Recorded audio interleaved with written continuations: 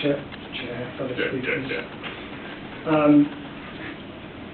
My father turned 87 in December, and when I visit him now down in Cornwall, he's more readily giving me stories about his childhood and sometimes about his father.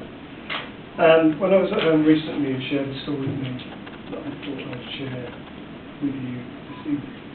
And I hope you enjoy it as much as I did. So my grandfather, when he was about 16, 17, worked for a railway company in Cornwall on a branch line called Burngallow. Burngallow was set up to support the English China clay going to Par Docks. And he was a signalman, I guess, an apprentice or a trainee. And one day he was in his signal box and the management arrived to check his competency to operate the signal box. So the first question he was presented with on this morning was, there's a train coming down the west line and a train coming down the east line, and they're on a collision course. What are you going to do? So my grandfather, looking at the array of levers in front of him, thought for a minute and said, I'm going to pull this lever down 45 degrees. And the manager said, okay, what is that going to do? Well, my grandfather said it's going to put the stop signal up on the west line and the stop signal up on the east line.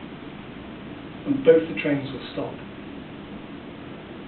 And the manager said, yes, that's very good, that's correct.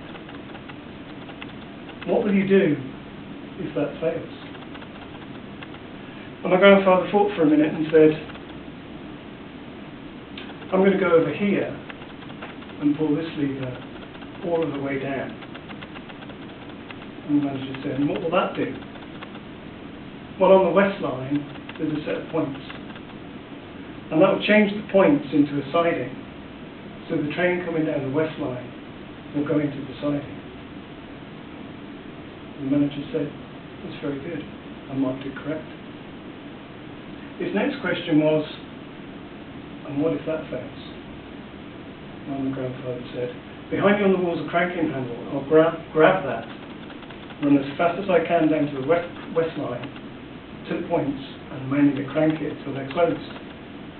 And the train will go into the siding. Very good. And the manager ticked it correct on the pad. Final question. What if that fails?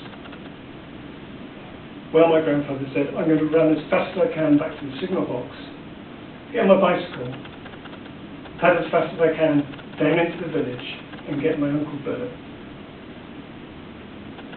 And the manager looked at him a bit puzzled and said, why would you go and get your Uncle Bert? And my grandfather fixed him with a stare and said, because he's never seen a train crash.